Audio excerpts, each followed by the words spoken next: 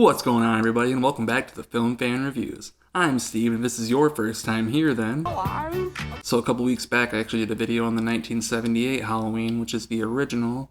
Link will be somewhere around here, check that video out, but I wanted to keep following that trend because if you're a fan of Halloween, you know Halloween Kills is finally coming out this coming Thursday. I have tickets to go see it, and very excited, so I wanted to catch up on things and revisit the 2018 Halloween and refresh my memory with you guys and kind of just talk my thoughts and kind of what you thought in the comments. I love to chat with you, so let's just jump right into it. So my brief history with Halloween 2018, I did see it on the Thursday it opened when I was living in Florida, and I absolutely loved it. I actually went and saw it a few days later I think I went and saw it on Devil's Night, which if you don't know, I don't know if it's just a Michigan thing or whatever, but October 30th, the night before Halloween, Devil's Night, I just decided, what the hell, I got out of class around like 10 o'clock, so I went and saw it that night, and yeah, I just absolutely loved this movie. I think it feels a lot like the original more than most of the Halloween sequels. I mean, we have the Rob Zombie stuff, which a lot of people are kind of like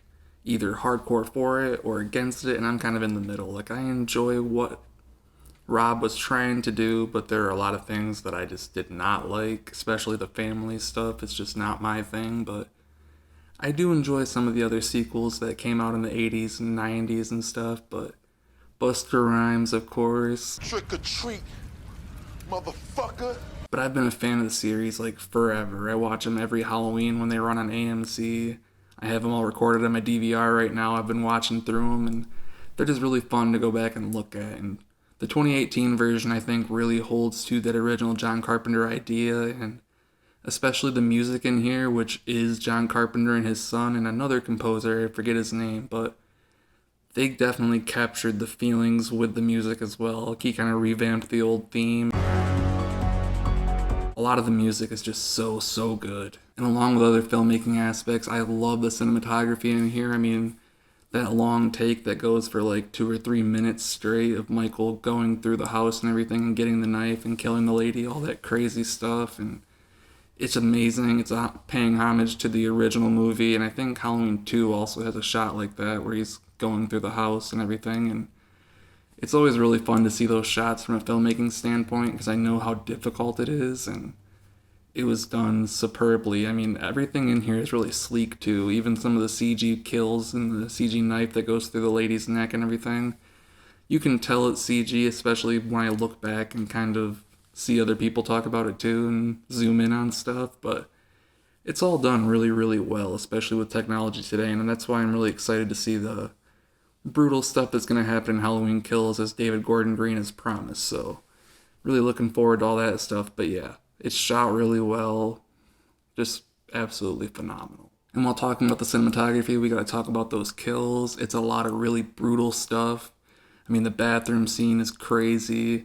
My favorite kill, personally, is kind of the off-screen one, which you wouldn't catch me saying very often, but the creativity I was really surprised by with the officer's head being turned into a jack-o'-lantern with his own flashlight. Like, that was insane to me, but also, of course, the doctor getting his head smashed is just, wasn't expecting that, but pretty brutal stuff, and what you're asking for if you're a true horror Halloween fan, and I think it delivers tenfold. And David said this one's going to be even crazier with Halloween Kills, and that just makes me even more excited because I love those effects to see how crazy it gets. Also, the really cool thing that I really liked about the story in this one is Jamie Lee Curtis definitely picks up after that first movie. She kind of shows how crazy she got after all of the PTSD that Michael caused her, and the alcoholism and what she's done to her daughter with her like training to be ready for Michael at any time.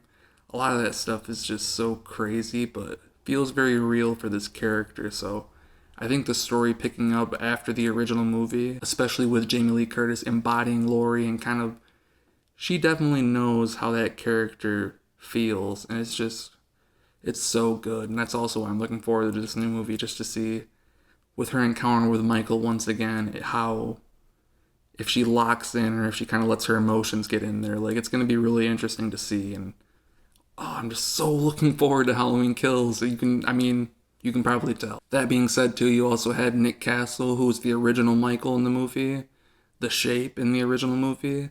He came back for some shots and worked with James Jude Courtney, and I feel like they kind of got the same movements down and the head tilt that's iconic for Michael, just staring at his kills. Like, all of that stuff is done so perfectly that it truly feels like the character just gotten older, but still like freakishly strong and very violent still, and has a vendetta against Laurie and wants to fulfill it. And yeah, the two actors kind of work seamlessly, honestly. You can't really tell which is which unless you're really paying attention, and I love it so much, and it just really feels like the same guy. Like some of the other movies, especially with the other masks, you can tell they're different actors, and Michael kind of got big and muscly and stuff, but the original guy was really thin and kind of just an everyday sized guy, but freakishly strong for no apparent reason. That's why he was the Shape, and they do a seamless job, and it's so, so cool.